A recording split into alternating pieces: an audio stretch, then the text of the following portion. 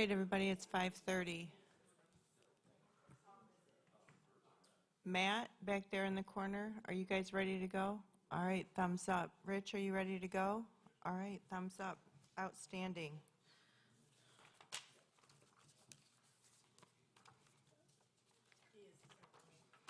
All right, good evening. It's my pleasure to welcome you to the Oshtemo Charter Township Regular Board Meeting of May 27th, 2026. This time I will call this meeting to order, and I welcome you to join us in the Pledge of Allegiance. Pledge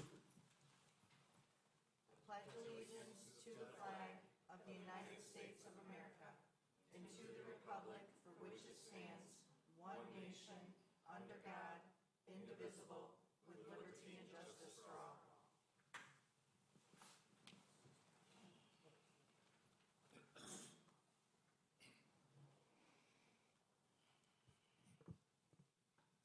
Just a reminder of everyone to make sure that you lean into your mics when you talk, please. Thank you. This time we'll move to item number 3, which is remote location identification for remote attendance when permitted by statute. This evening, Clerk Dusty Farmer is eligible for remote attendance. Clerk, can you check in with us? I'm present and at my home here in Oshtemo Township. Thank you, Clerk. And the remaining 6 members of this body are here with us in person. Next is item 4, which is the township sharing the township mission, vision, and core values. And I invite a member of this body to share a core value. I'll go. Core value, difficult questions are not marginalized. Thank you. Next is item number 5, which is the approval of the agenda. Do any members of this body wish to make any changes to the agenda presented before you? If not, I'd entertain a motion. I move to approve the agenda. Support. A motion by Trustee Ford, support by Trustee Chapman. All in favor say aye. Aye. Aye. Clerk? Aye. Motion carries 7-0. Next is item 6, which is our public officials and community partner updates. And this is a time we reserve on the agenda for any of our partner elected officials around the county or any other community partners, a time for you on the agenda to share any community updates. All right. Oftentimes we have our county commissioner here as well as the road commission, but not tonight, I guess. So I'll close item 6. That will move us into the work session. First, we'll begin, it's item 7A, and this is items that were included in your packet for informational purposes. And our planning director, Jody Staforia, after a previous conversation regarding how do various projects get approved through the planning process, this document was provided for you so that you could see the difference between the different projects that come before the board and when they require ZBA or Planning Commission action. So it's purely informational for you. And I think that was in light of trying to understand how things are moving through the Planning Commission particularly, so you can refer back to that as various items, projects, and ordinances move through the Planning Commission.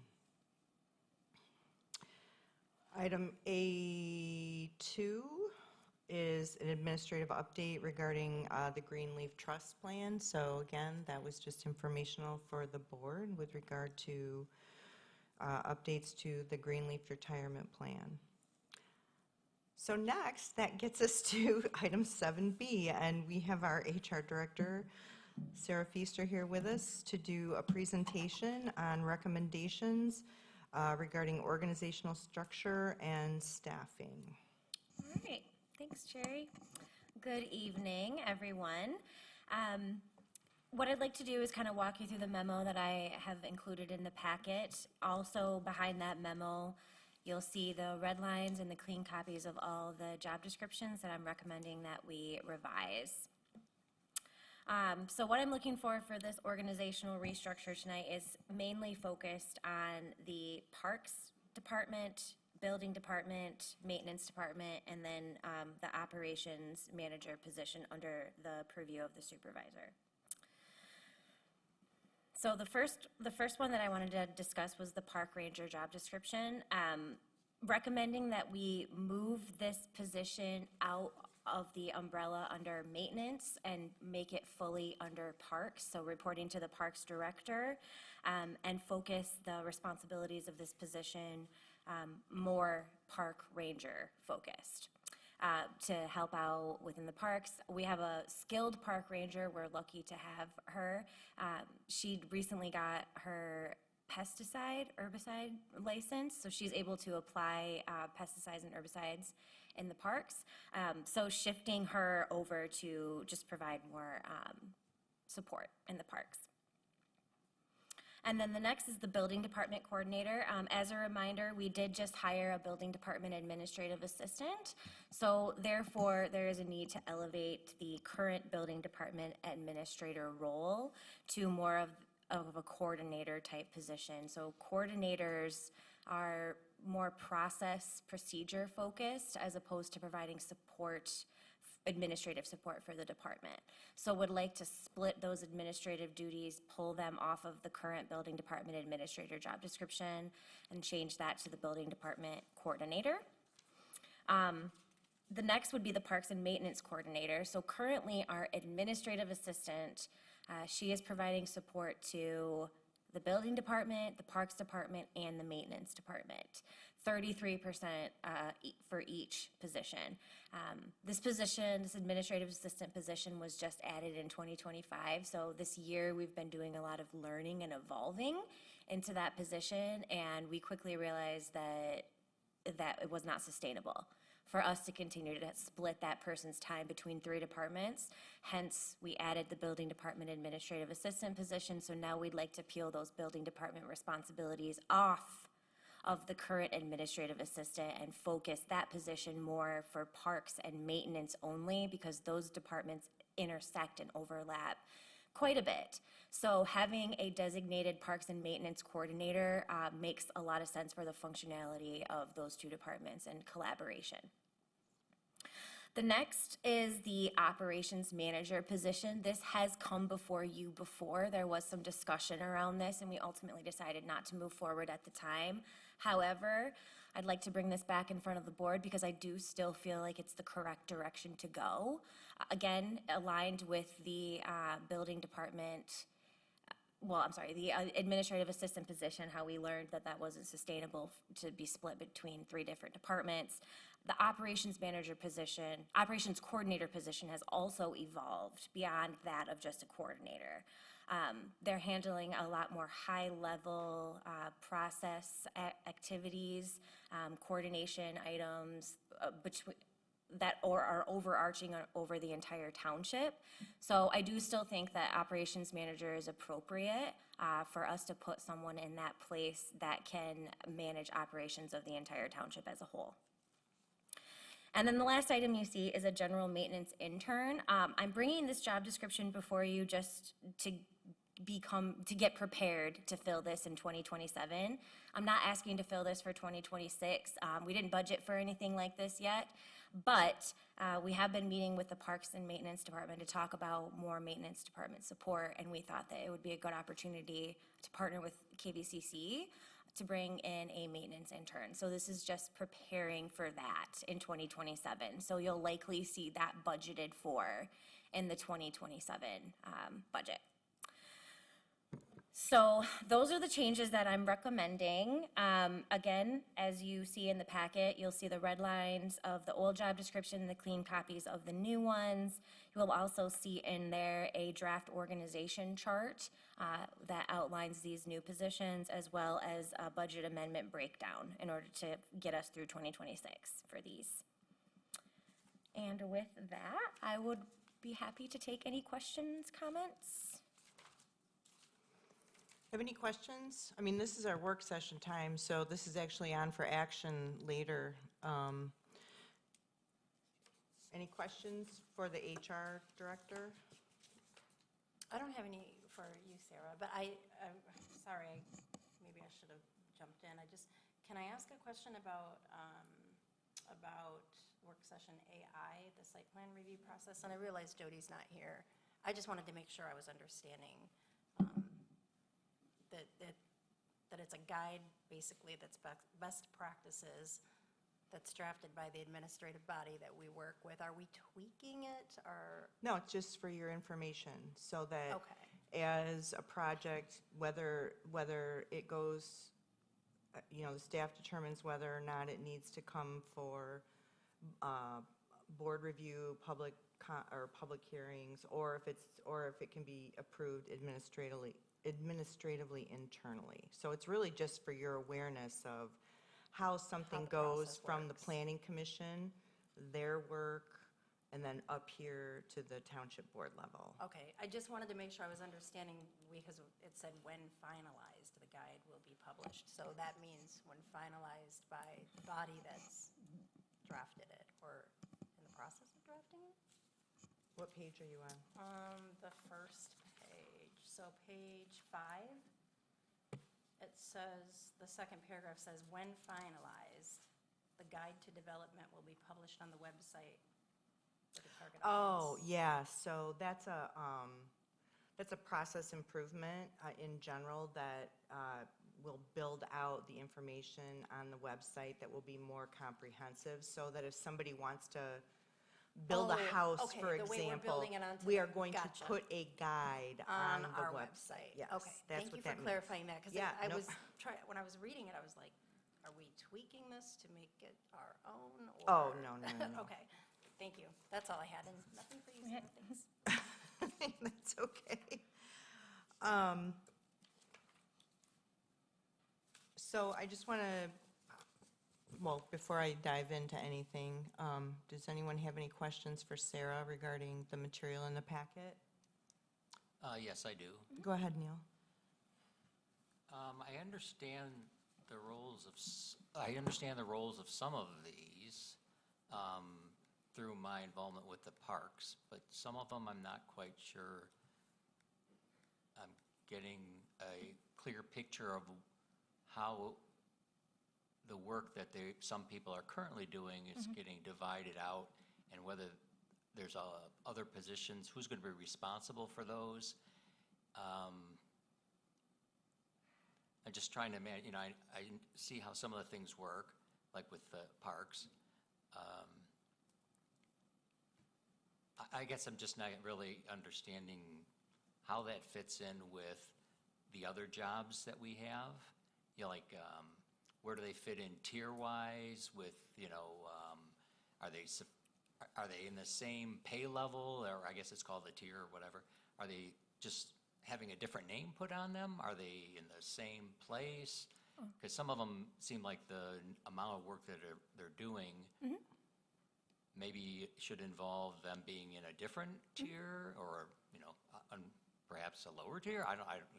Just because I don't have any of that information to see, like, okay, this is where this job was, and we're splitting out because it's so overwhelmed, and the person doing the job could be here, but instead the job should be here, and we want someone else to be.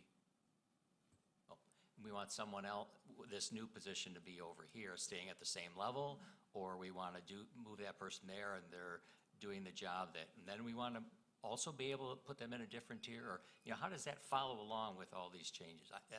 Maybe that isn't as clear as it could be. I'm just trying to figure it out and have a better understanding of just changing the name, or are we changing the name and changing the pay levels and grades and that kind of. Can I just give you a foundation answer to that? Before any of these changes came recommended to the board, every person that was in the position, first of all, their departments were involved with how the division of labor was going on in the departments, and then an evaluation of the job description that they had when they hired in, and then that was compared to additional tasks that they may have taken on since coming onto the township.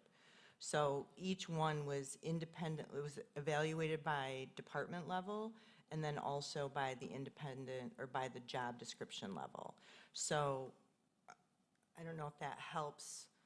So for example, let's just use the parks or the position that was serving maintenance, parks, and the building department.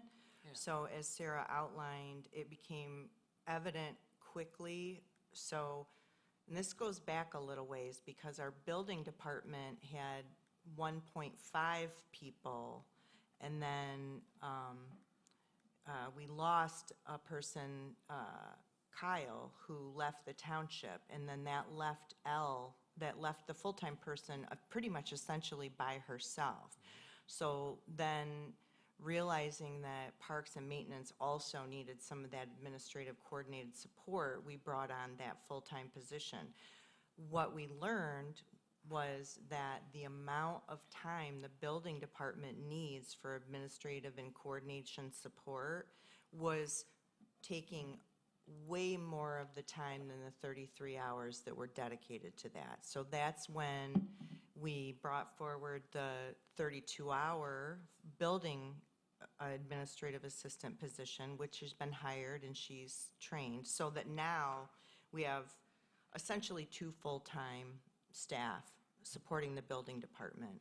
And we know that's necessary just based on the level of inspections and permitting and whatnot. And so this represents Karen, or I don't want to use names, the person that would be moving into that coordinator position. She has also elevated the outputs of that department because of her experience. I mean, she's an experienced executive assistant at a much higher level than what we ever anticipated. And she's really coordinating activities between the Parks and Maintenance Department with regard to committees, volunteer assignments, I mean, just like a lot of stuff, rentals, creation of materials, like just, she's really generating a lot of work. So that kind of talks, I'll pause. Do you have anything else? I mean, I can go through each of them, but I want you to know that this wasn't these weren't random. We evaluated the work that each person was doing, and then Sarah, based on the job descriptions, the skill necessary, then we went back in, then she went back in and made recommendations on the level in our, now I forgot the word. Pay grades. Pay grades, Yes. thank you. Yes. And so the recommendations in here reflect the job description, the skill sets needed, and then they coordinate to the pay grades that she's recommending. And those positions, the recommendation of pay grade, with the exception of probably years of service to the township, but so coordinators are in the same pay grade level, and managers are in the same pay grade level, and directors are in the, so they align. They might be at a different individual level within that pay grade, but they're uniform across the grades. Yeah, to answer your question, I did an evaluation based on the new job description to where they were in their pay grade pay step. And then that is, what was born from that is the budget amendments. I didn't include in there where every position would be going, just the overall dollars needed to fund those recommended changes. Yes. So looking at so you have a parks coordinator, a maintenance coordinator, a building department coordinator, right? Those are the 3? Yep. And so the idea is that those are all the same Yes. skill level kind of thing, amount of responsibility? Yes. But the parks and Level of maintenance is- responsibility, skill needed to complete the job, yes.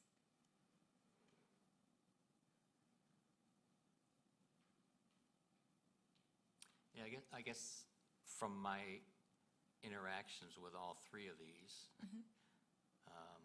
having had 2 inspection permits in the last month, plus my, cemeteries, buildings and grounds committee, parks, friends of the parks, et cetera. I'm not really sure I'm seeing these all as being 3 equivalent jobs. Now, I don't know 100% of what everybody does. I do come in often enough just to observe a little bit. I don't know. You mean okay, so just to be clear, the parks coordinator and the maintenance coordinator, that's the same person. That's one It's position. a shared position. Oh, I was looking at the, Yeah, the org the org chart. chart. I broke it out that way just because I wanted it to see they had their own coordinator, Okay. designated coordinator, but that's one position. So the Gotcha. parks and maintenance coordinator is one position and the building department coordinator is another position. And the reason that we combined those parks and maintenance, because there is so much overlap. right, absolutely. So we thought it made sense for one point of contact between those two departments, yeah. So also to be clear, we're not adding any new positions except for the general maintenance intern, which we're not planning to fill this year anyway. So we don't need to go hire anyone. We already have incumbents in these positions that are filling them. We're just reevaluating those job duties and making these changes to make sure their job descriptions are reflective of the work that's actually being done, the work that needs to be done and that's expected to be done, and compensating them fairly. So in the building department, Mm-hmm. for example, we don't have a director of the building department? We have a building official. So right now, the building department reports to Sherry, to the township supervisor, as the department head. We have a building official, so there's the building official, and then there's the building department coordinator, and then the building department administrative assistant. We didn't change his title to building department head or director because in the building world, I think building official is a clearer title to the public that need that. Okay. And that would be at the level of director? Uh-huh. Okay. I'm trying to keep the ideas, this is a work session, so No, it's fine. I Yeah, can bop ask the around, sorry. questions. I appreciate your experience, I was going to say expertise, but I know that you do spend a lot of time in those areas, so I appreciate hearing your perspective on it. I was curious, too, as far as how, we just went through and had the consultant come in and look at all of the different job descriptions, compared them to other Yep. municipalities, and we just gave raises to make sure that people were being paid and compensated fairly, and that we were competitive. So I guess I'm a little confused as to why is this coming up now? How do we not know that people were?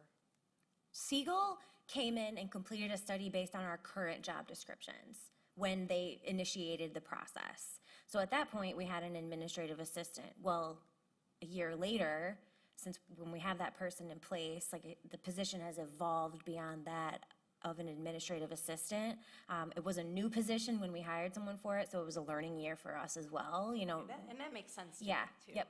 And then one of the other things that Siegel returned to us is a tool that we can use into perpetuity to define pay. So when I recommend that these positions change from an administrative assistant or whatever it may be to a coordinator, I then evaluate that based on the tool that Siegel returned to us to put them in the correct pay grade. So it's not surprising that every once in a while, when we reevaluate a job, these sort of things are going to come up. It's progress, not perfection. So looking at this, recommended restructure, it would come with an evaluation of the compensation as well. That wasn't included in the original purview of Siegel. Okay, thank you for explaining Yes. that. Do we do we reevaluate these positions regularly? And of Yeah. course, I can understand, we're a growing community, so Yep. obviously if you're, doing more duties Mm-hmm. in your particular field because you have more work coming in, that makes sense to me. The timing just seems like we just Yeah. did this. And you did explain that, but do we regularly evaluate? Yes, this? yep. Like, So We look at, again, some of these positions were new. The operations coordinator position, we just added last year. That administrative assistant position, we added last year. So it was figuring it time, exactly. It was time to kind of look at that. And then the Okay, part, that makes sense. yeah, the building department coordinator, that came from the fact that we hired an administrative assistant this year. So all of these changes, I would say, were expected to happen once we had some more experience with how this was going to integrate into the whole structure of the township. But yeah, it's just, making continuous improvement on making sure people have the right titles, have the right responsibilities, that sort of thing. Yeah. Okay, that makes a lot more Yeah. sense to me. I think I got confused with what Sherry said as far as, A lot of the, or, not a lot, but sometimes these discussions arise during evaluation period, when you evaluate the staff person based on the duties that are in their job description versus what they're actually performing, and do they align? And then sometimes they're staff initiated, where they're like, hey, listen, I'm doing X, Y, and Z, and it deserves to be recognized as a higher level And job.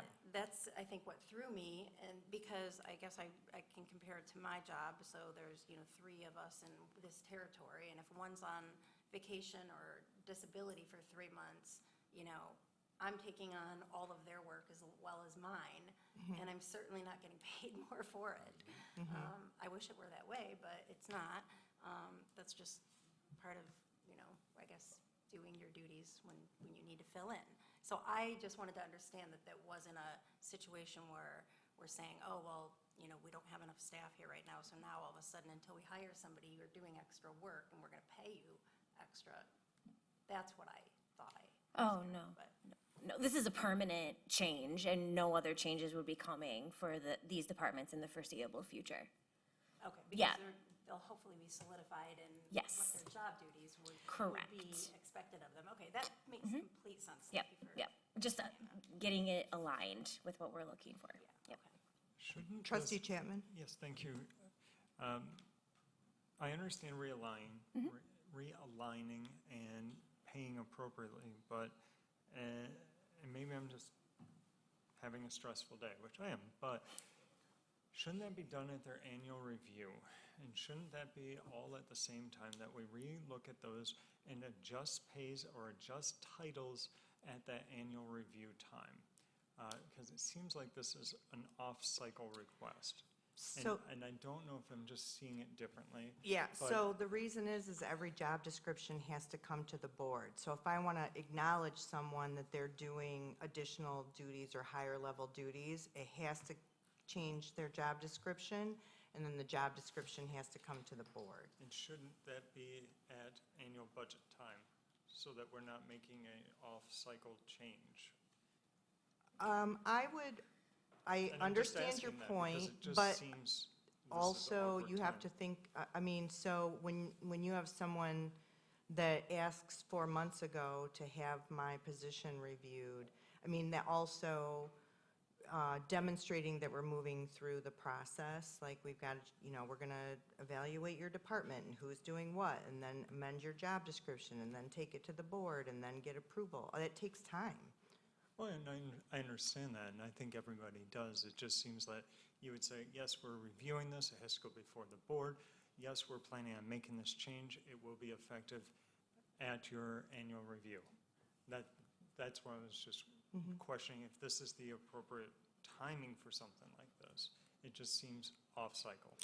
I would argue it's good timing for it, because as we go into budgeting, these things will already be resolved, and it will give us better information for the budgeting process with regard to salaries and benefits.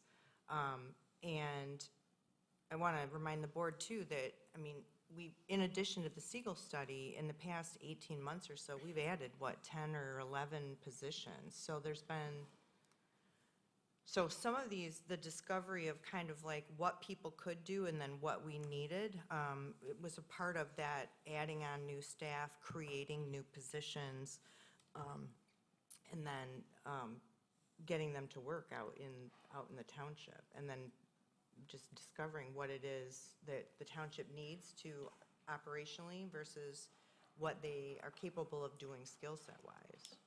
And I would like to add to that and say, I think the timing was intentional on these as well, because we hired the building department administrative assistant less than a month ago.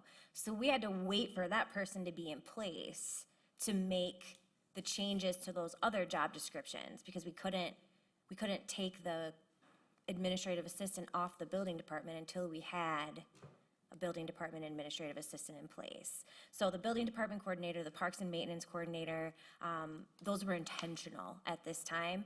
The operations manager, we did bring before the board around performance review time, which was when it was originally elevated around that time that we needed to reevaluate it. So, like, I would agree with Sherry that the timing is good to get it ahead of the 2027 budget. And furthermore, if we've identified that someone's not in the right position, perhaps they're not in the right pay grade or the pay step, I think we have a responsibility to them to bring them whole as soon as possible. And not have them wait, a whole nother cycle, having acknowledged, yes, your position isn't correct, you're not in the correct pay grade, but we'll have to wait until April of 2027 to make any changes. So new positions, new created positions typically are discussed through the budgeting process. So, a department will bring to me, I suggest that we add X, Y, and Z for this purpose, blah, blah, blah. Then we kind of figure out, is that need really there? How much will that cost? What is the justifications? Answer those questions. And then, if it makes sense, bring it to the board for consideration. So we do try to vet these things before they come to the board. Yeah, this has been a long time, a lot of work went into these recommendations in particular. Dusty has her hand raised. You have to unmute her, I think. No, I've got it. Sarah, I was going to ask you to walk us through the budget amendments and how you identified funds. How I identified funds? Yeah. Okay, let me go to the budget amendment section here. Do you mean how I identified funds to pull from? Correct. Okay, good question, Dusty. So when I budget pretty close to what I think we're gonna need in those specific GLs. And I always budget if we have a new position for the full year. So starting January 1st, I put the whole annual budget in, just in case we get lucky and we hire someone in one day. So having said that, we did not hire an accountant until April. We didn't hire our building department administrative assistant until May. And then we had a legal assistant as well, which we hired earlier in the year. So that, I took some money from the building department salaries line because we had more than a quarter of a year of salary in there. Also took some from the clerk's line because, again, we had more than a quarter of a year of salary left over in that line. So instead of asking for new money coming in to fund this, you'll notice that none of it is new. It's not coming from carryover at all. It's just reallocating the salaries that were already budgeted to provide that financial need in the other GLs. Does that answer your question? Yes. Okay. So on that same topic, I want to, Treasurer Bushka? sorry, on that same topic, I want to refer to legal. My understanding is building fund funds are restricted funds and cannot be taken from the building fund to fund another department outside of the building fund. That would be correct. So we can't take the money from the building department fund? You can't. Well, we budgeted for, I'm gonna argue that a little bit, because we budgeted for the administrative assistant, 33% in the building fund. However, she's not doing support in the building department anymore. So I would say that we can release those funds because we allocated that for that labor in that department, but she's not doing that anymore. She's doing it for parks and maintenance. Right, but But I- those funds were allocated from building funds, not from general funds into building. They were building funds that were allocated, so they Any can't funds be that come taken. into the building fund through fees have to stay in that fund. They And can that's never- the only way the building fund gets funded is through Correct. fees, Correct, even salaries. correct. So then, You're gonna have to, which is fine, I can Yeah, reevaluate it, but reverse I just figured because we, you know, the 33%, But we you changed the can't- job, we could Yeah, pull it you out of can't- there. You can't, it's a savings to the building fund then, essentially.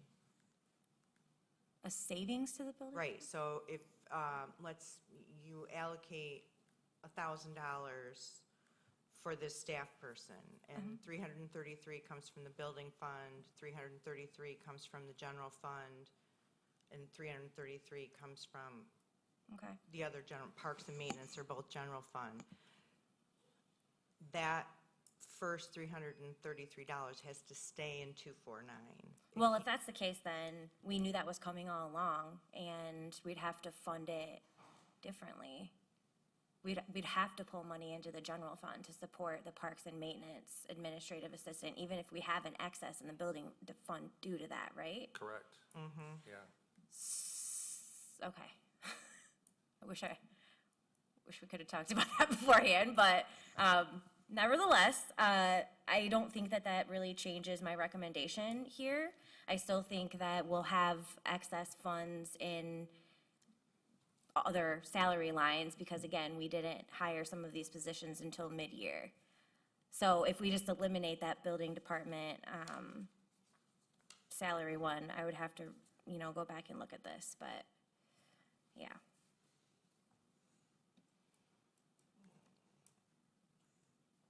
So another question I have,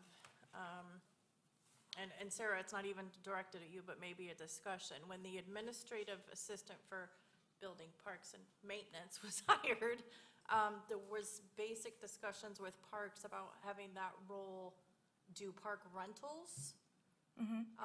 But I'm not seeing it in that new job description, and currently we have accounts receivable in the treasurer's office running parks rentals. Right, and there's never been a request to split that out from what we've been doing with that, the assistant to the treasurer doing those tasks. Well, it should be within the parks department, I guess, is, Well, somewhere in the. it parks involves department. intake of money. That has been a discussion for sure. So the staffing level that's presented, the 50/50 person for parks and maintenance will not have capacity to take on all the park rentals. So if you want to investigate taking park rentals out of the deputy treasurer's hands, then we need to talk about that. Well, we have talked about that, but, okay. Well, maybe we need to talk about it again, I Right. guess, because, Right. So, yeah, I've had discussions prior, quite a few times prior, that the department that's doing accounts payable, or sorry, accounts receivable and tax revenues in excess of $90 million shouldn't really be doing park rentals and checking IDs and making deposits or taking in deposits and stuff like that. So, yeah, I think that does deserve, Isn't the treasurer's office responsible for all intake of cash? yes, but not ensuring that people are turning in insurance for a rental or having them fill out forms for the rental and then getting their IDs collected and seeing if they're going to have alcohol at their party and things like that. So even though the Parks and Maintenance Coordinator job description doesn't specifically say they're handling parks rentals, I would argue that falls under the umbrella of the parks and maintenance activities, and that if that duty does shift into in the future, we wouldn't need to bring the job description back before the board to make that change. If what description shifts? The parks rentals process that the assistant to the treasurer is currently completing. If that responsibility gets peeled off of the assistant to the treasurer, put on the parks and maintenance coordinator, we wouldn't need to bring the job description back before Right, so the that's board. what I'm saying. It should be in the Parks Department. Okay, Somewhere, well, somewhere. I guess, yeah, and I don't disagree with that, but I think that we can have that conversation internally within. That would have been great if I'd have known this was coming.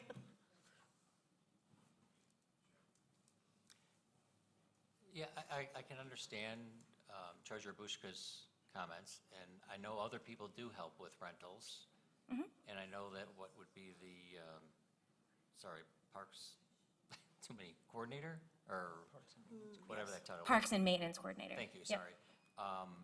Has developed a bunch of online things. I mentioned them at the last Township Board meeting, where you can go online and see this, get information about a rental, what it looks like inside and stuff. So there is some things being done already by Parks. It's not like, Right. all the rentals is 100% by Right. the deputy treasurer or the treasurer's office. So, Yeah. maybe since some of it is being done, if it's okay to bring it all to the same, but you still need people to back up when someone is not able to answer the phone or answer the Right. question, so which hopefully will help with these other tools that we've developed in the parks area. Yep. One other question that pops into my head here is looking at, why does the building department coordinator report to the HR director? The Personnel Director, or their designee. That's me. Yeah, so basically, yeah, the Personnel Director can delegate that duty out. So if in the future, the building official becomes the department head, the Personnel Director can designate that duty. Thank you. Yep. Clarifying that. And also, this, a lot, not only the change in the position, but also a change in the structure in that department. Currently, the building official and the building administrator both report to me, and that doesn't make any sense. No, and that's why I wondered with the org chart, doesn't it make sense to have the top person as the director? Right. Call the director, but you But explained he- why the yes. title means something different for Yes. Other places. But yeah, it would seem like they would report up.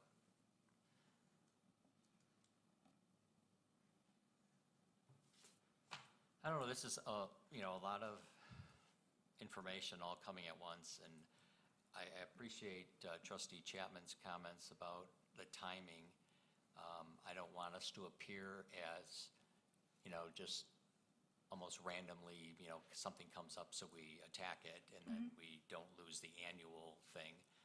I also understand and appreciate that it's easier to get this in line, so when you do budget, you know what you're asking for because you have a position, and it's defined.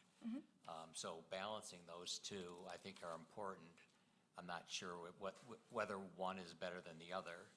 But the other thing you mentioned that kind of concerns me is that some of these have been in the works for like 4 months. Why is the response rate so slow to identify something for 4 months? I mean, why are there like 5 here and, 3 a different month and 1? I mean, why doesn't this all happen at once? I mean, is there a limit to how many we can do at once? No, so, well, these are coming before you, well, the operations manager did come already, it's coming back. The Parks and Maintenance Coordinator and the Building Department Coordinator are coming because we just hired that administrative assistant position. The Park Ranger, we've been talking about for a while, but we needed to make sure that all the department heads were on the same page with this change because it affects Parks and Maintenance, because she's currently, the Park Ranger is currently reporting to the Maintenance Director. So, and then the general maintenance position, we've been talking about additional support and maintenance. So that's why they're all here today, is because it's, Been in process. yeah, it was intentional. And I do think that we moved fairly swiftly when we identified the problem, I don't want to say the problem, but when we identified that we didn't have enough, we budgeted for the building department administrative assistant during 2026 budgeting, or 2025 for 2026. So we knew that was coming. And then luckily, our incumbents of those positions have been patient with us while we worked through that process. But even more the reason to move it forward when we've identified that they're not in the correct title. Yeah. Doing that, I mean, I don't like to come in and just go, this is the way we're gonna do it. I mean, so really walking through department heads and evaluating who's doing what and how do we so that I mean, I want people to walk away with buy-in about changes that are happening to them in their position, and they understand what the thought process is through it. That is not a one conversation, activity, for sure. Yeah, and that's why, I understand that there's a quandary, I guess, where if something comes forward, you want to address it quickly, not 4 months, as an exam, not that 4 months wasn't the correct way to handle this, I'm just, as an example, but you don't want to have that person in that position having identified an issue, and then being, okay, I'm waiting, because, that doesn't help, morale or anything else either. So it's like you can go too fast, too slow. If you wait, put them in a bunch, But the buy-in, is part of this discussion today, our work session, and trying to understand why we're doing this, and also keeping in mind some of the things that we hear back about throwing different things at different times, as others have expressed, not at a regular time or whatever. But then you run into the issue of, well, if we wait until then you're telling the employee, well, we can't do anything until then, and then you're also doing the long delay for them if you've already identified it. Right. So, yeah, this is a tough situation. Sarah does I mean, we don't do this in the dark Oh, either, so Sarah does an excellent job of engaging the staff who are part of these recommended changes as part of the process. Yeah.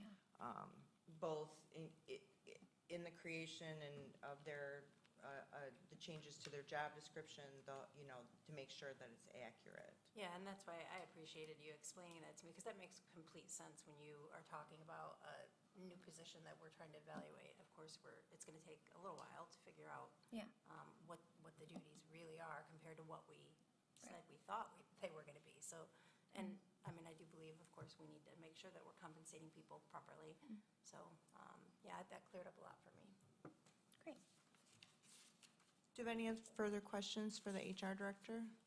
So I have a last question. The operations manager was brought, a couple of meetings ago? March.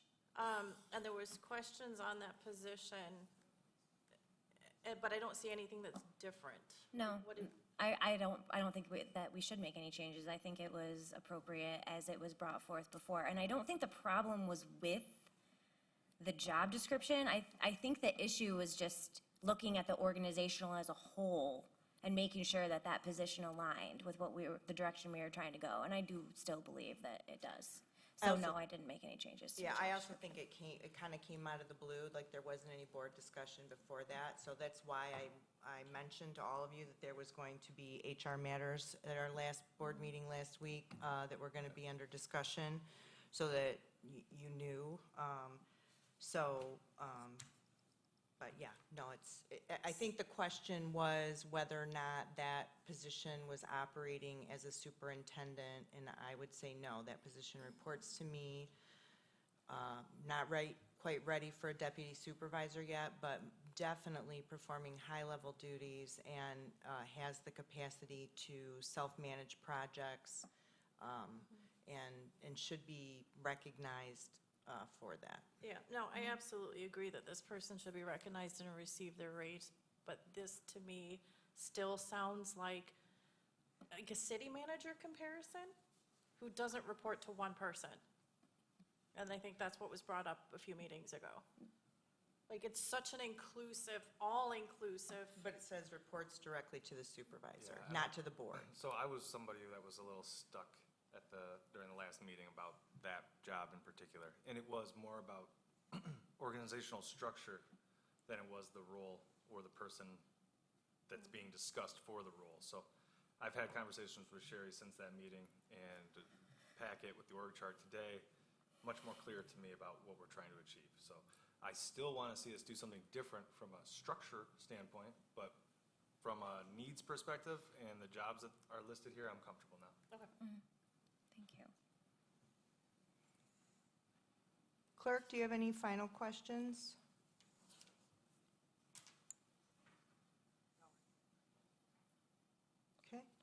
So regarding the budget amendments, though, So, I don't know if we can, well, I think what it will be is, the building department funds total $21,470. yeah.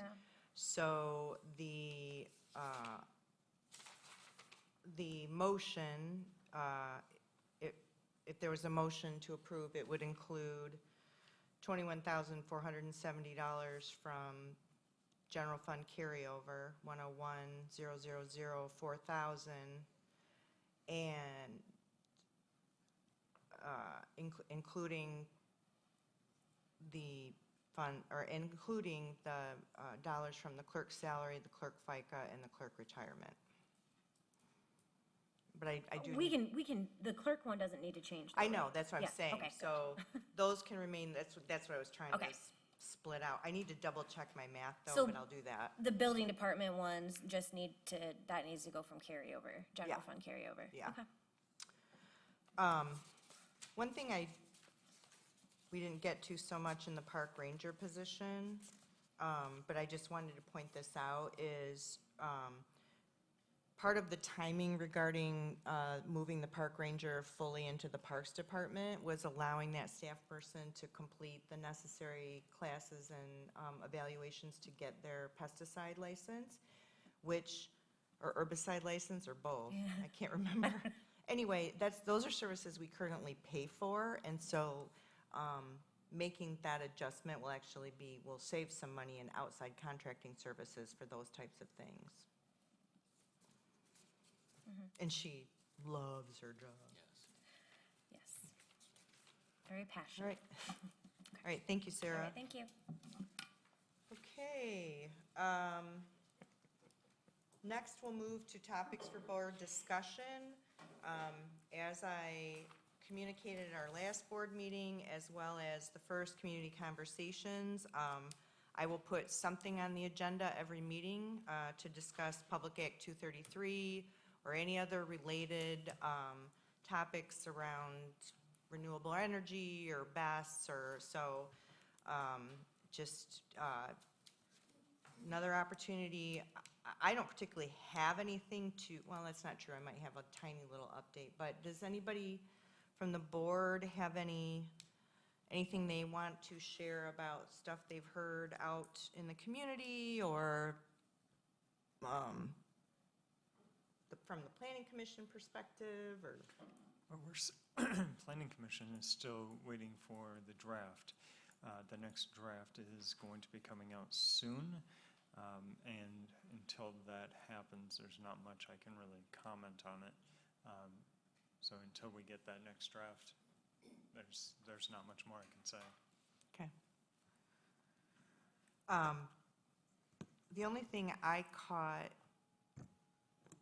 I think since the last meeting on the 19th, and actually Public Works Director Horner might have sent it to me, is, and I don't know the status of it, but the county, you might remember a number of months ago, we talked about having the county do something broadly around these topics, and they ran a budget amendment to fund a forum of some sort around these. So I don't know the status, I don't know if the budget amendment passed, but we will find out.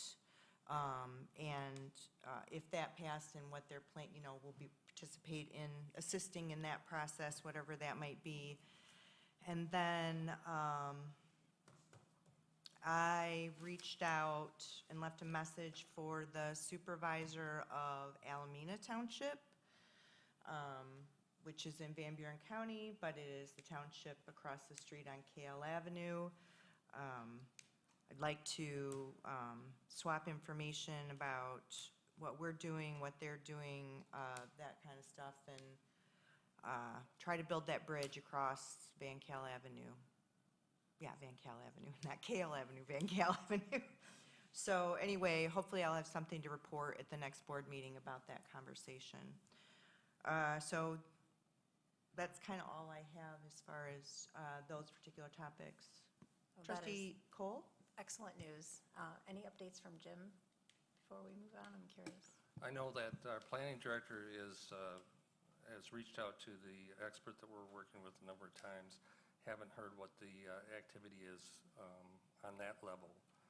We have received some input from the public, which I think is when people can actually put something in writing and present it in the way of an idea. We've had a couple different presentations brought to the Planning Commission level and my level, and that's always helpful.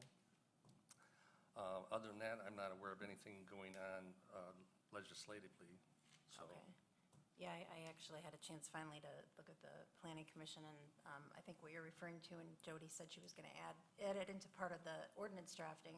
The resident had brought up something about an environmental study that had been done, so that's excellent. Thank you. Another recommendation I received from a resident, I mean, just something to think of, there's been two, actually. One is not only environmental study, but, oh my gosh, the word's gonna fail me. I wish they were here tonight. It's like a social emotional health Like Yes. an impact. impact study as well, about just all I think about is graph packaging and what that did to that neighborhood and that community. So, you know, the impacts aren't only environmental, but they have other health implications. And then the other one was,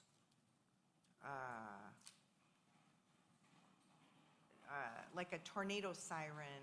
I'm not getting the right word, but like An alert. if something catches on fire, that That there's some sort of siren that alerts around the building. But that kind of makes sense to me. But anyway, that's Well- kind of some stuff I've heard. And it's interesting. I've been plodding through the NFPA 855 and both of the UL sections that are listed in the proposed ordinance. There are provisions within the NFPA that call for both audible and visual Or alarms. I'm not sure, I heard a comment that somebody mentioned that we would have the sheriff drive around, which I thought was a little bit silly. There will be audible and visual alarms that are required by code. Are they If required? anything, Sorry, are they required to be monitored by? Yeah. so- yes, okay. yeah. No, in fact, anybody that wants to take a look at 855, I invite them to do so. It's very complicated. Again, that's why we've reached out to a person with a master's in electrical engineering, because you're going to need that to even fully read and understand. But even if you read it from what I would call a layperson's perspective, which is from an electrical standpoint, I'm a layperson. Other than the times I've tried to do my own electrical wiring, shock myself. Yeah, I'm a layperson, but it does give you an indication of the level of detail, at least they've gone to now. So, lot to filter through, but there will be a lot more that individual will have to go through working with their planning director. Unfortunately, the copies of the NFPA and the UL don't come cheap. No, they're expensive. Terrible. Okay. Well, I don't have any other topics for board discussion on here, so it's 6:29, and we will take a 10-minute break, and we will come back in session at 6:40.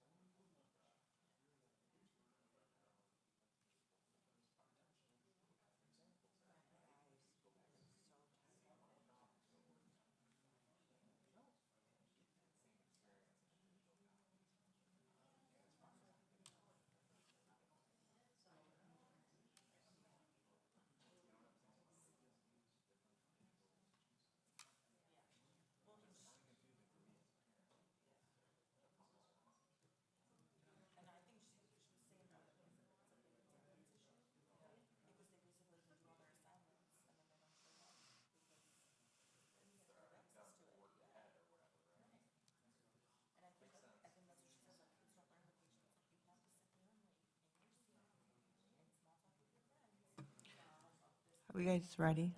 Is everybody back? Okay. Matt, are you ready? Ready? Okay. All right, great. It's 6:40, and I'm going to call this meeting back to order of the May 27th Oshtemo Charter Township regular board meeting. And next on our agenda is item number 8, and this is a time for public comment on consent or consent agenda or non-regular session items. So do we have anyone, Mr. Neuenhuis? I know you wish to make public comment. This would be the time for that.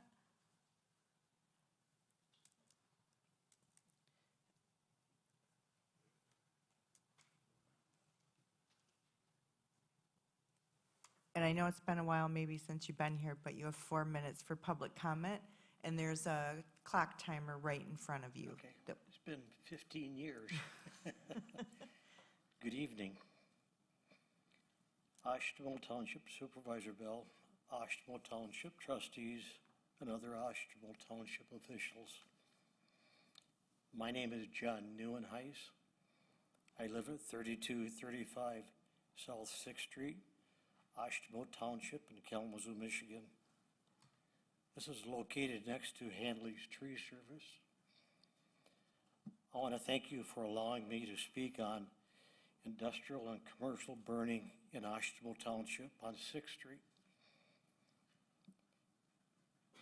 Many days and nights, I smell the smoke coming into my home so strong, it seems like my home is on fire. I have not actually seen the fire, but I have checked out many times where the smoke is coming from.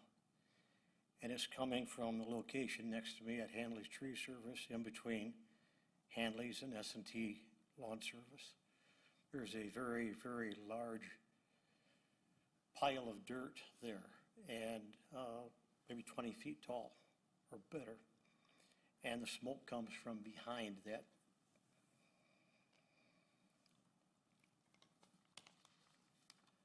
At night, I can look outside and see smoke going by my outdoor lights outside across my yard.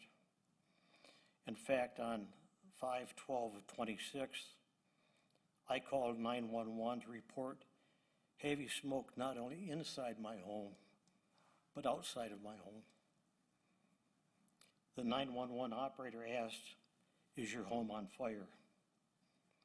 I told her I checked my home very thoroughly, and the smoke was definitely outside of my home. I didn't know what was burning, but it was definitely not my home. This burning goes on day and night. I have to wash my vehicle regularly because of the heavy ash that comes across with the smoke and comes down on my vehicle. And I need to wash the ash off so it doesn't harm the finish of the vehicles.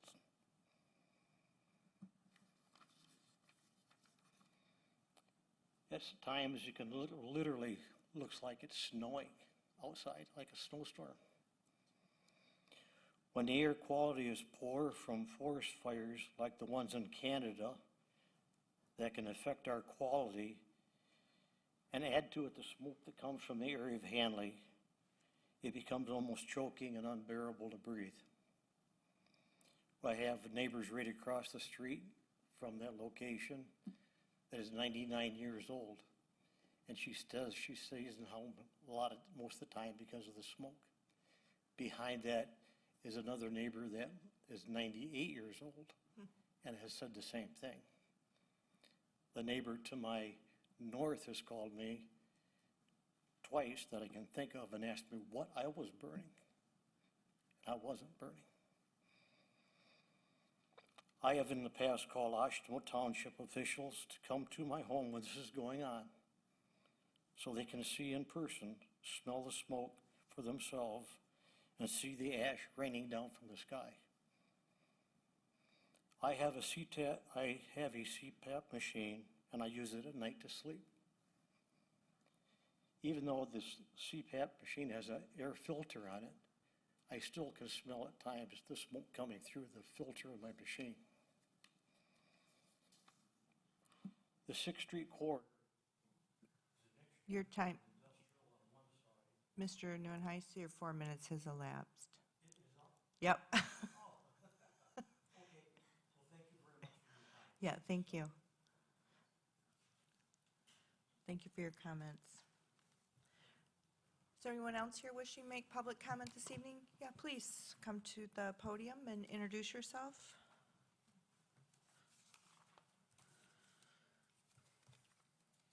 Thank you for hearing me. Some of this is repetitive because I've spoken before, but I'll try to stay to my time limit. My name is Joe Gemmel. I've been a resident and small business owner in Oshtemo since 1980. I grew up in the electrical industry, pulling copper wire out of electric motors in my grandpa's shop at age 7. I went to WMU, got a business degree, and continued my hobby of custom-built amplifiers and speakers for rock groups. I still do residential wiring for friends and family, always getting a permit and getting those pretty green tags from Inspector Art Wilcox. As a certified financial planner for 35 years, I am a capitalist, and I believe America is the place of greatest opportunities in the world. I also understand options, which is pretty much what the battery storage industry does. They buy electricity low, and they sell it back high when rates are high. A very sweet deal when you know the profit margin from day-to-night rates is baked into the consumer's energy rate system, virtually guaranteed for the best company. But at what cost to the community and the residents they operate in? Large-scale BESS operations tend to be locations near substations because they take a lot of power to charge. They release a lot of power at peak load conditions. And everyone in this room has seen at least one electric fire of a vehicle that cannot be extinguished. Essentially, they're allowed to burn until the lithium has been consumed. It's an exothermic reaction that essentially creates its own oxygen, so traditional firefighting methods, even foam, have no effect. The California Monterey disaster burned and reignited for 35 days, leaving a plume of toxic residue and affecting crops for miles around. These large-scale systems have been developed largely in response to very political and profitable green energy crowd, supposedly to reduce emissions with solar energy. In Michigan, we're faced with an overly ambitious push for so-called clean energy by an arbitrary date of 2040. Michigan then created the Public Act 233, which was intended to standardize placements of these facilities statewide, but having the effect of taking away local control. Municipalities may control zoning if they adopt a compatible renewable energy ordinance, which aligns with the state's baseline records, or if they have their own stricter but workable ordinances. If we don't meet the state mandated standards for a compatible ordinance, we face the power of 3 people appointed by the governor, Gretchen Whitmer. All of their biographies are leaning green. The initials of the Public Service Commission, MPSC, should not strike fear in the hearts of Oshtemo residents. The MPSC is not an infallible deity, as they are also charged with the reliability of energy. That's questionable personally, as last year my generator logged 81 hours. I would encourage this board to proceed with the greatest possible effort to create our own compatible renewable energy ordinance, utilizing the models from the Michigan Townships Association's own website. Finally, BESS installations must not be placed in ag and residential zones just because they're favored by the developer or the electric monopoly. To place BESS installations in zones other than industrial is unconscionable, and it flies in the face of common sense and the best interests of our residents. Thank you for listening. Thank you, Mr. Gemmel. Anyone else present wishing to make public comment?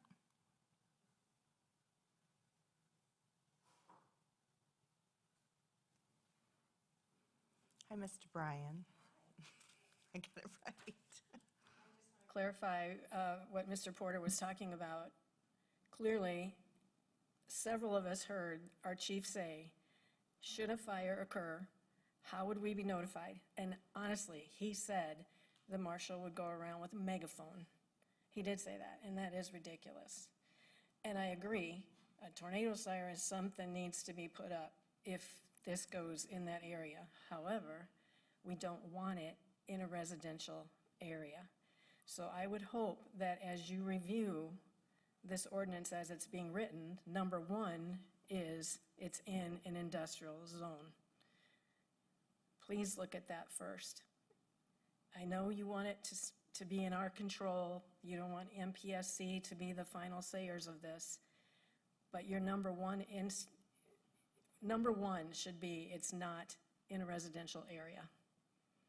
And if we're going to be working with this together and be compatible, that's got to be number one. It cannot be near all of us who live there. So I really would hope you would investigate that. And also clarify with our fire chief, what will they do when this happens? Because going around with a megaphone is not going to make it. So, thank you. Thank you. Anyone else wishing to make public comment? Ms. Schneider? Good evening, Katie Schneider. In regards to BESS, it sounds like there's a push for the BESS units to have lights and alarms when there is a fire.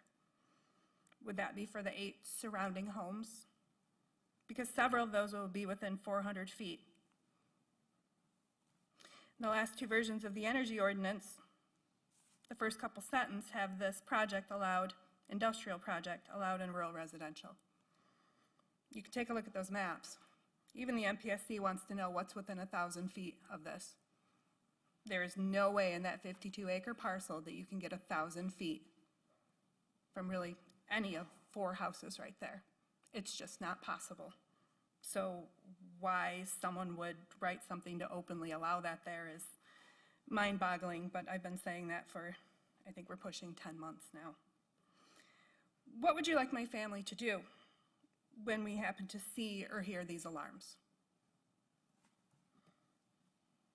If you go out and listen to the developer presentations around the state of Michigan, which I do, you'll hear that the units already have lights and beeping on them whenever anything needs maintenance on them, whether it's a cell has failed and just needs maintenance, which is frequent and constant, or maybe the temperature is raised to 74 degrees instead of the perfect 72, or maybe it's dropped to 70 instead of 72, there'll be beeping and there'll be lights.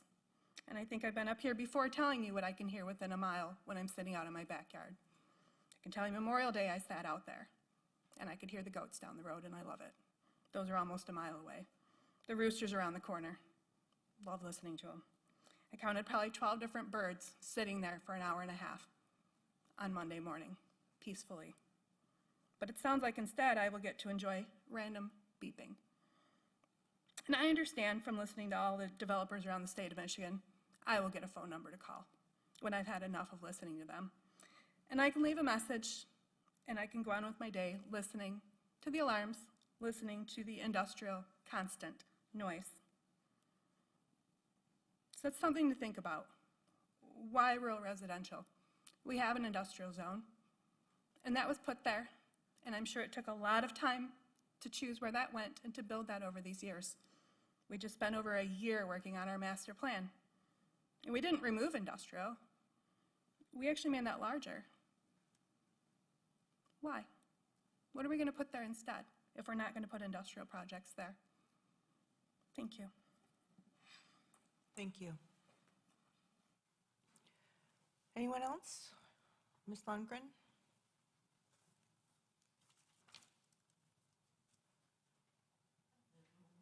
Lundgren. 2 things. My first is on the BESS and the site plan review process that was included. I was wondering what was the reason why this plan was included in tonight's agenda. Jody's not here to answer questions. Is there something going on with the draft of the ordinance that prompted the site review plan process to be listed out. How, just wondering what was the reasoning for that. My second question is for the consent agenda. Should I ask that now or after? And this is for Clerk Farmer. The August primary that's coming up, I read in the packet that the election chair can't be here for August. And so she's looking for someone to take that position to run during the absentee voter count board. And so it looks like she wants to hire someone from the company, the vendor, to come in to fill that role. Aren't most of these positions, like for the absentee, like half Democrat, half Republican, is that going to mix up the mix? Is the chair paid a certain amount? Will this vendor who's coming in, is that a different pay grade? Wondering what that will look like. Thank you. Thank you. Anyone else wishing to make public comment?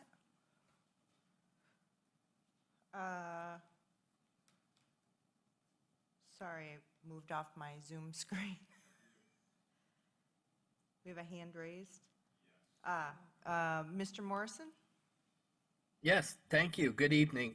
I'm not able to be there in person tonight, but my comments are about the BESS, and I missed meetings last week, so I'm still trying to catch up, but I'm hearing a lot of interesting and new information. But one of the comments a gentleman had prior tonight was that he talked about common sense. And when you look at pieces of a BESS facility, the fact that it really shouldn't be in a residential area or an agricultural area. Industrial is the only one that makes sense. But as you continue to look at the history of these facilities, especially with the lithium-ion batteries, with the fires and the fact that your emergency responders cannot put them out and they have to let them burn, and that the amount of energy that they have is, for the proposed plan, is quite powerful.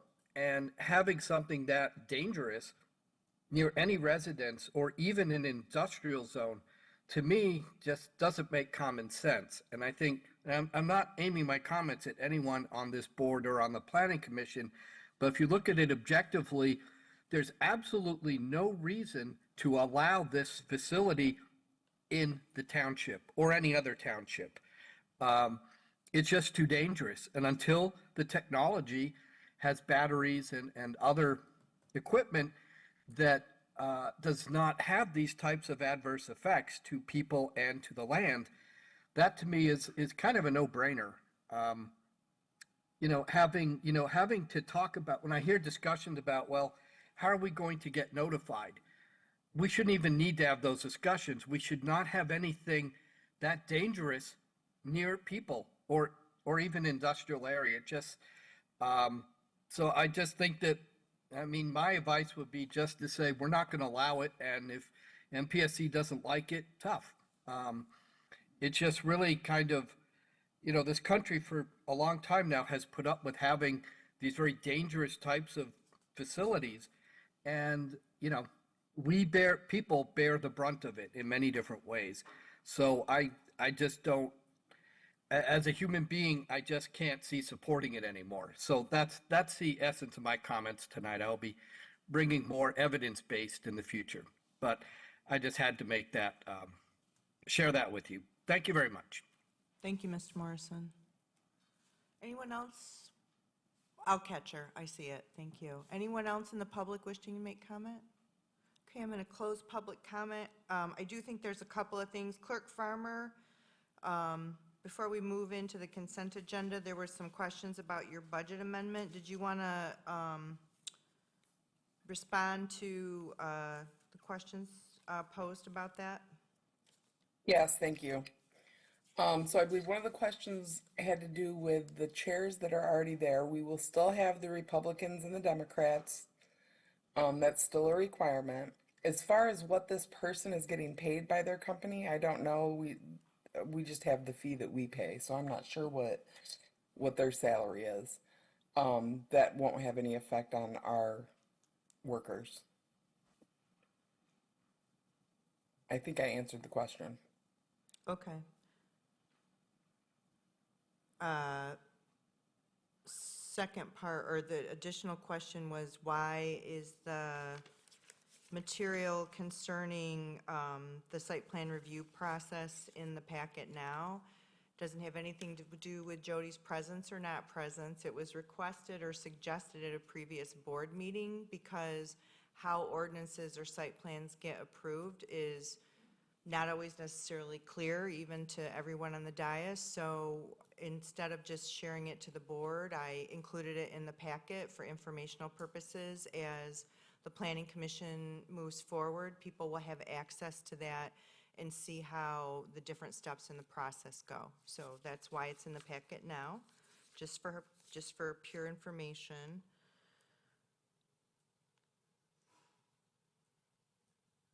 I feel like there was one other question.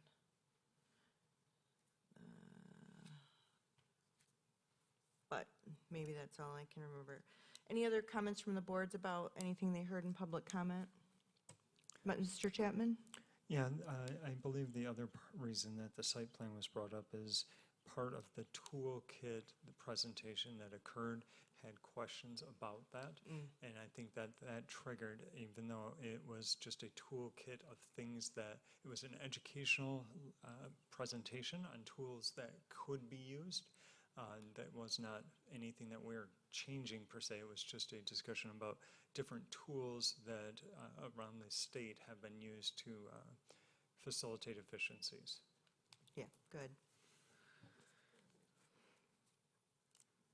Okay, next we'll move to item 9, our consent agenda. We have a budget amendment for the August 2026 primary assistance.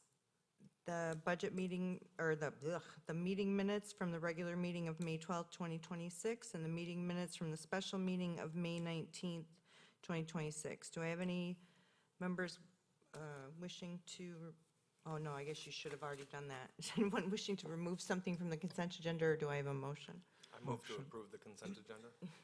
Second. I have a motion by trustee Ford, a second by trustee Chapman. All in favor say aye. Aye. Aye. Motion carries 7-0. Next, we'll move to item 10, which is considered discussion and consideration regarding the HR recommendations for staffing and organizational changes. Treasurer Bushka very eloquently pointed out that the fees taken in for the building department can only be used for building department matters, expenses. And so what essentially, just so you can jot these numbers down before we move into consideration, is that the budget amendment that's contained in the packet would be changed from the outline 249 funds, those are building funds, and those numbers total $22,420. So the budget amendment, instead of using 249 funds, would use 101,000 4,000 carry forward funds. And then the remaining $11,300 of salaries that are being reallocated from the clerk's department, that is a permissible reallocation of those funds. So I just wanted to put those numbers out there so that people knew the difference. And if you have questions about what I'm talking about on the general fund versus the building fund and all that stuff, please throw those out. Yeah, I have a question. Maybe this is for Claire. Are there other options versus taking it out of the general fund? I mean, should we send Sarah back to the drawing board on this to look at I all mean, aspects, or? There could be, there's just restricted funds, right? So you can't pull that kind of salary out of fire, police, building. It could be excess in other salary lines, but to send her back when we can pull from carryover, I think is cleaner anyway. Okay, Additionally, I presume, Sarah, you looked in other places, yeah. okay. Thank you for clarifying that. I'm comfortable with it. Restricted funds are Messy. Yeah. They're actually restricted. quite clean. They're quite clean, they're not messy at all. That's funny. All right. Any other board discussion or questions? We do have our HR director still here. Sarah, if you, Yeah, I guess well, you can stay there. It doesn't- oh, no, she should come to Whatever. the microphone. I guess in looking at these, I think some of these make sense and are appropriate, and some of them I can't support, bottom line. I'm not sure that the items listed, like in your org chart, such as the HR coordinator, the other parks coordinator, and the building department coordinator are all should be all at the same level, only because of what I read and what I understand of those jobs. Okay. I'm not sure that they actually line up that way based on the workload and what those folks are doing. And now some of that may be due to the people that I see in them, or what they're doing when I observe them, or whatever kind of thing. I don't want anyone to think I'm spying on them. I just, when I happen to be around and I see what people are doing, or who comes to a committee meeting or something like that, that's just an issue for me. And that I think we need to do a better job. At least I need to get more information to understand why those are all equivalent based on what they're doing and in their job description. Some of that, but like I said, might be related to what the people in the job are doing or what I observe with my interactions. The other one, I seriously want to push back on the operations manager job. I understand that it reports to the supervisor, but I have similar concerns that Treasurer Bushka has expressed. I understand that it reports to the supervisor, but the listing of the job responsibilities and roles seem almost, seem like things can happen that don't need to go to the supervisor or the board first. The way it's written, decisions can be made by that person. It sounds that it would be a higher level position than a manager. Perhaps reporting to the board, or, whether it's the other terms like superintendent and stuff, like different ideas down that level.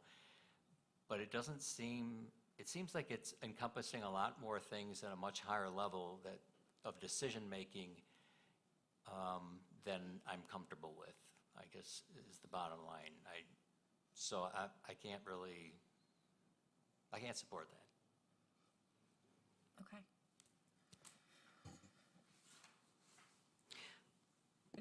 So I wanted to speak a little bit to your first point about The coordinators. the coordinators. When we look at job descriptions and we assign folks into positions, into a pay grade, we're looking at the job duties. So you specifically called out these coordinator positions. One of those positions that's not before you today, that is a higher level position. Education, there's a minimum education level that's required for that, it's a bachelor's degree. So even though it has the title coordinator, and we have done a good job of making like positions in the same pay bands, there are gonna be some different positions that are in other pay bands that, like, I guess I'm saying a lot to say, not all the coordinators are in the same pay band, because they require different levels of education to complete that job. So back when we originally slotted all these positions into pay bands, it has changed a little bit since then. We've changed job titles, added new positions, but we're really looking at the job description and those duties when we're assigning folks into a pay grade. So it's not that we're just like, okay, you're a coordinator, this is how much you make. You're an administrative assistant, this is how much you make. We're looking at the job duties, and if those are similar job duties, obviously for different departments, reporting to different reporting structures, that's how they're grouped together. Does that answer your question? It's a good explanation. No, I appreciate that because, my assumption obviously was that if you're a coordinator, all the coordinators are here, all Right. the managers are here, all the directors are Right. here, at different level. And it sounds like you're saying that you can be a coordinator, but this Yes. coordinator might be here, this coordinator might be in this level or Right. band or whatever, and this coordinator may be at a different level. Right. Because that's how That's we're. very helpful. Yes, good. I'm glad it is. That's how when we use that Siegel evaluator, those are the indicators that are coming up. Fiscal responsibility, control over budget, ability to implement change as opposed to recommend change, that sort of thing. We're looking at all of those factors when we're assigning compensation. So, yes, we're fully evaluating it and not just saying this is what your job title is, so this is what you make. And that was the whole goal of moving to the new compensation structure, was to be very clear, transparent, and meaningful when we're assigning compensation. Intentional, not meaningful. Yeah, and I can understand how you could have even more levels, coordinator 1, 2, 3, 4, 5, or whatever. Right. And then you just have this, massive Yes. thing, and we're trying to streamline it, but we have to understand what those titles mean, and Right. your explanations Yes. are helpful.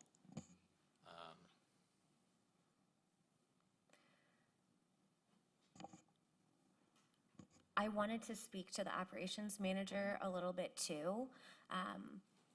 When this first came before the board, there was a lot of conversation, but again, I think that was mainly the hesitation with moving forward with it at that time was, does it make sense organizationally for us to move this direction? The operations manager is completing higher level process procedure-oriented tasks, influencing change, rolling out new processes, and there is a fair amount of autonomy with that position. However, that position is also providing a level of support to the supervisor's office, and the township supervisor statutorily oversees all of the staff. So I do think that it makes sense for this position to report to the supervisor, because ultimately we all report up to the supervisor. You all. Yes, yes, all the at-will staff, yes. Well, and it makes me, that position is my right hand. And so, it's only with the addition of having a staff person that can be, I don't want you to draw the conclusion that they're making decisions on their own, but it also needs to be somebody that can be assigned a project and self-lead, keep me informed, and then move on, instead of me having to make every single decision through the process, which slows everything down. So, I appreciate, Mr. Ford and I had a long conversation about the organizational structure long-term. The operations coordinator and I are,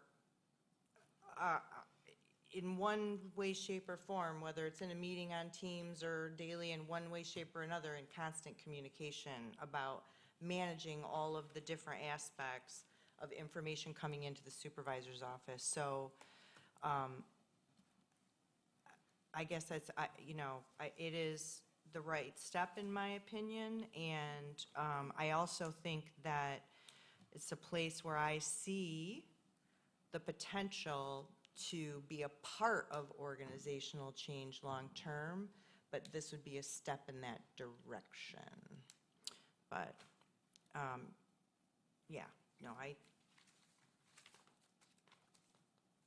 it's a very utilized, warranted change in that position, and makes the position reflect the actual activities that are being performed.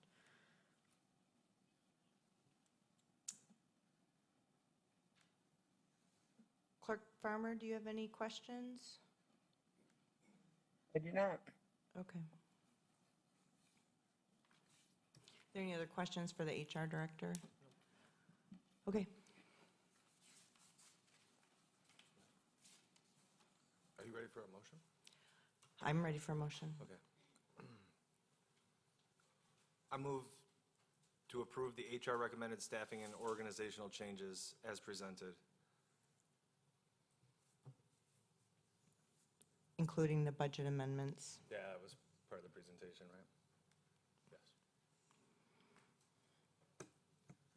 I'm comfortable. I actually enjoyed hearing the questions that Neil had. I think they're very valid. I appreciated your answers, which I thought were clarifying as well. I'm comfortable with it. I'd second.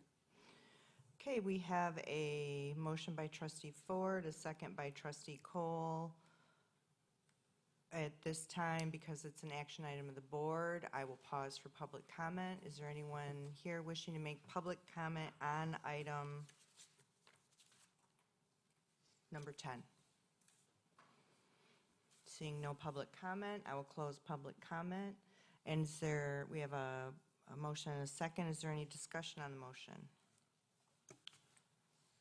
Yeah, I'll just say that although I appreciate the answers and the explanations, and I don't want to hold up the movement or adjustments for some of the people who are in this group, I'm going to vote against this because I'm just not comfortable with the explanations and the directions and some of the changes that are being made. The operations manager is one. I appreciate the supervisor's explanation, but then I have to start questioning, well, why do we have someone doing the supervisor's job? And I understand that it's a different role, but it gives the appearance, it gives a different appearance to me. And so that, and some of the other positions, I'm going to have to say no to that. I'm going to vote against this. Thank you for your candidness, Mr. Sikora. Any other discussion on the motion? Okay, all in favor, say aye. Aye. Aye. I think, Aye. all opposed? Aye. Okay, the motion carries, 4 yeas and 3 nays. Okay.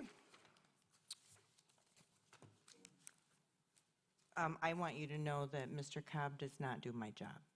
It almost is like, I don't even know what to say to that. Let's finish our meeting, and we can talk about that. At this time, we're on item 11, and we open up the public comment time. This is your time for public comment on any matter you wish to bring to the board. I have a question for clarification. Sure, Mr. Neuenheist, can you make it to the podium so everyone can hear you? Thank you. My name is John Neuenheis. I was just wondering for clarification, if somebody spoke on public comment and item number 8, can they speak again under public comment 11? Yes, Okay, so I can finish. you can. Thank you.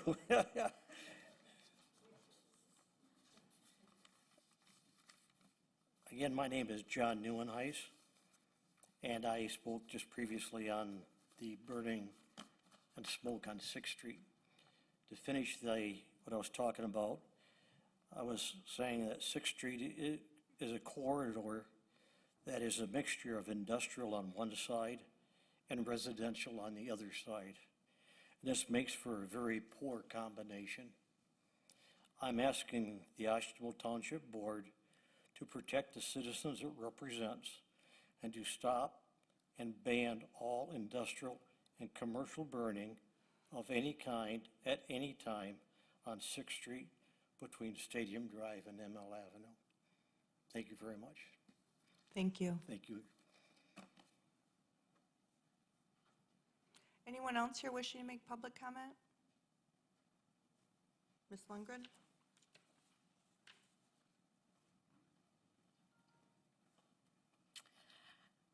So to get back to the site review plan process, reading through it, it mentions the fire department. I would love to hear from the fire chief. I haven't heard him up here discussing the BESS and the project, and does the fire chief have authority to reject a site plan? Because he's in part of that process, the review process, and I'd love to hear his comments on what his department and his team will have to face if there's a disaster there. I'd like to hear what their game plan is and what they'd like to see, and safety measures and something more than a sheriff's department going by with a bullhorn saying evacuate, run. That's what he told us. He actually, he did say it. My second comment is on Memorial Day, I was driving by Township Hall, and I was very disappointed that our flag was not at half-staff. It should have been lowered for Memorial Day.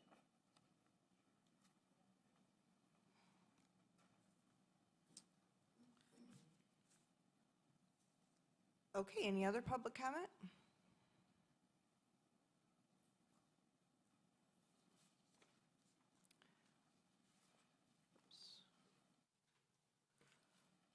If you would introduce yourself, please.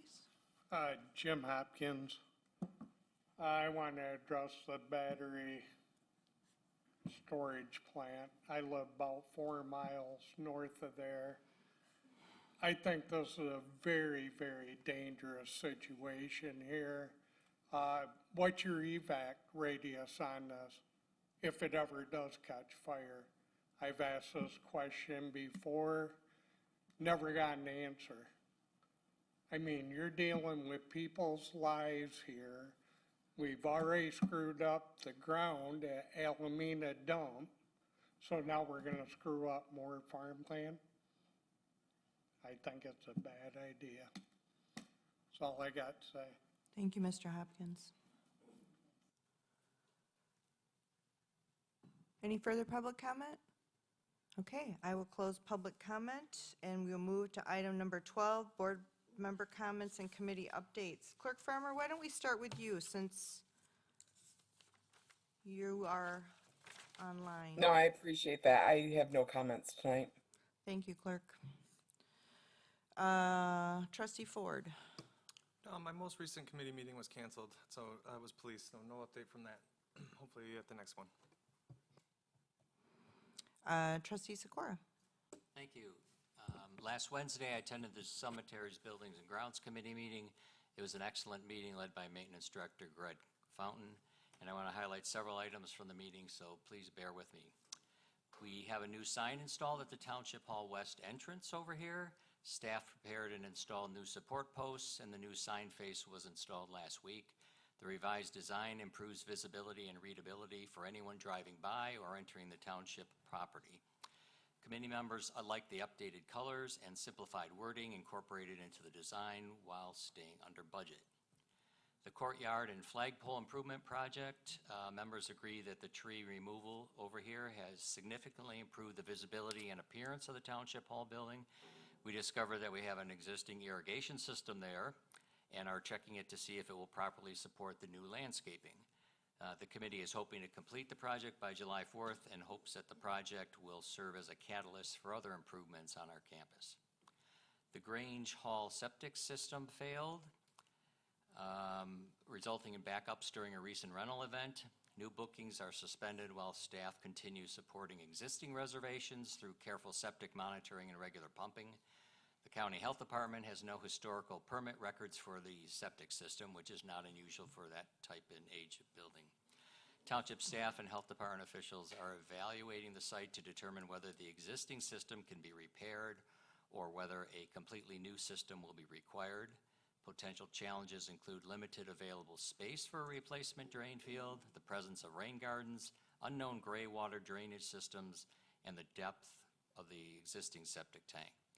Committee members acknowledge that the project may require engineering consultation and significant financial investment, and commended our maintenance staff and outside service providers for their responsiveness during the emergency and for working cooperatively to keep the facility operational for existing renters.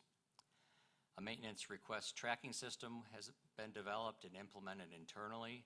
The system tracks maintenance requests across township facilities, parks, fire stations, and cemeteries, while collecting operational data regarding work priorities, response trends, and departmental workload. The system helps staff prioritize requests, identify high-demand facilities, and gather useful long-term data for staffing and budgeting discussions, and the committee noted the growing sense of accountability and pride among maintenance staff. A sizable portion of the meeting focused on concerns regarding long-term township facility planning and deferred maintenance. There have been previously completed facility studies dating back to 2014 and 2016 that identified substantial concerns regarding township buildings, fire stations, and maintenance facilities. Members have expressed frustration that many recommendations from those studies were never formally implemented or incorporated into long-range planning documents. Long-range capital planning efforts.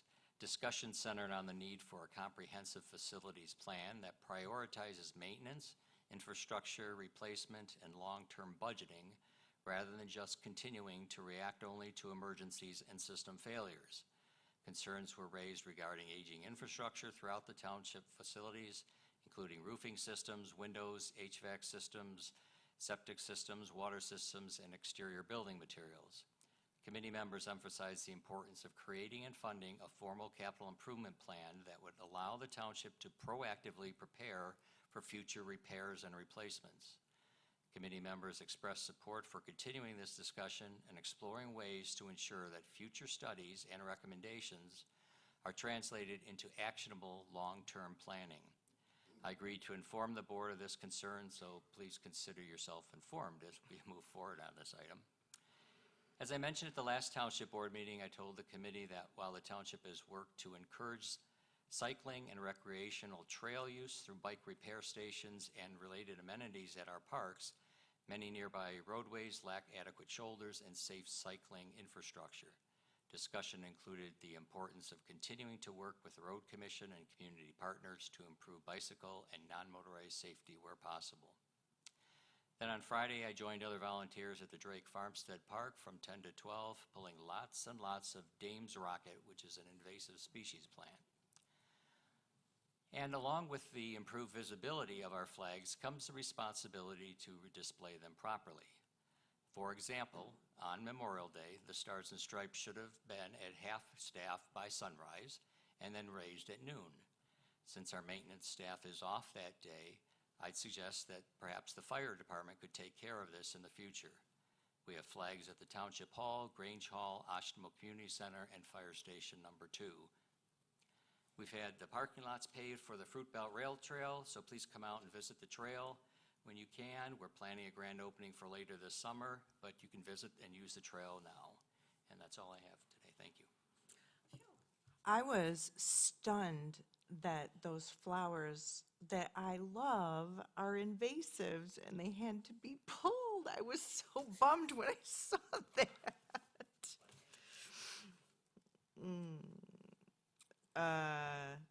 Treasurer Cole. I'm the treasurer now? Does that come with a pay raise? Trustee Cole. Trustee Cole. First, I would They like to, start with T. I would like to echo Neil's statement about the flag having not been lowered.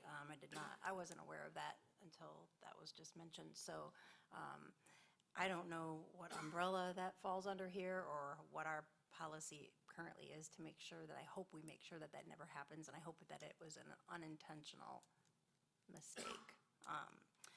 And second of all, I would like to thank Mr. Neuenhuis for your comments. That was very, very compelling to hear that. And I think it was important for us to hear that. I think when we had this discussion that Dusty had mentioned, definitely limiting neighborhoods, but that's a very good example of why we need to make sure that we're looking at how far away the burning is from somebody's home or building. So thank you for that. And other than that, as Zach said, the police committee was canceled, so I think we've got a steering committee coming up, but other than that, I have no updates. Okay, Trustee Chapman? The Planning Commission is scheduled to meet tomorrow at this time.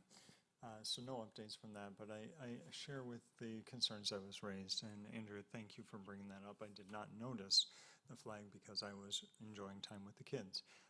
But, you know, we mentioned this before, Neil, and you championed this, that we have the flagpoles. We couldn't see the flags before.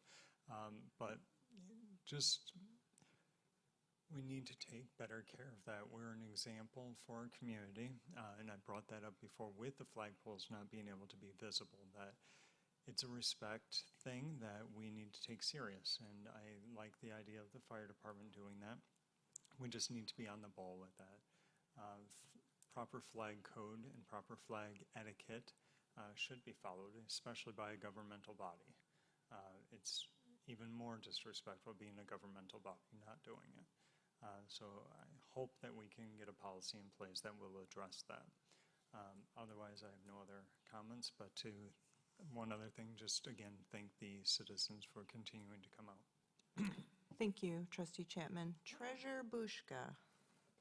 I actually do not have an update today. I have my Public Media Network meeting tomorrow, so I'll have more next time. Okay. Yeah, regarding the flag not being properly displayed, so Mr. Sikora is correct that our maintenance director is usually the person tasked with making sure that those happen. I don't know what happened last weekend specifically. However, we do have a full-time staff person in addition to OFD, to the fire department on Sundays, who we could make sure that that's a part of their, something that they need to check. So if it's not on their regular list of, do I have a flag things to take care of, we can certainly make that change. And then OFD can always be a backup. So let's see. From the supervisor's office, next Monday is going to be the kickoff for the RX Kids. There's a public event at noon at the Oshtemo Public Library, so I will forward that invitation to you all. As a reminder, that is an extension of services into our community that help provide financial assistance for low-income, first-time parents or pregnant persons to help sustain them for the first, I believe it's 18 months total. As Trustee Cole mentioned, the strategic plan committee, the steering committee is getting ready to meet, and we will begin reviewing the early drafts of the strategic plan, anticipating that the plan will be ready for board presentation in late June. The audit is also coming along and in its draft phase, so we'll be presenting, the auditor will be here to present the audit in June as well. One thing I wanted to mention, because it came up at the monthly supervisors meeting, is there was a question from another supervisor that is in the south of Kalamazoo County, noting the helicopter flying over with the big hoop measuring water, and it has been connected to possible surveillance for data centers. It is my understanding that that is not what that work is about. That work is, actually, it's for Eagle is doing it, correct? And they're doing a study of the aquifers and probably some mapping. However, doesn't mean that information isn't public. So that, I mean, while I don't think they're directly connected, doesn't mean that information wouldn't be made publicly available when it's out. So just something to think about there. And I think that's kind of all I have for you right now. We have a meeting in 2 weeks. The capital improvement plan will be the first thing we're tackling at our board, our first board budget retreat in June. So I think we can, I will talk to department heads before that to get some of their information and priorities. And then we can dive into an asset management plan would be excellent, a facilities management plan. I don't know how relevant, I mean, sometimes some things are relevant from plans that are quite old, but doesn't mean they don't need to be refreshed. So anyway, looking forward to doing that work with you. All right, well, it is 7:36, and I will call this meeting adjourned. Thank you.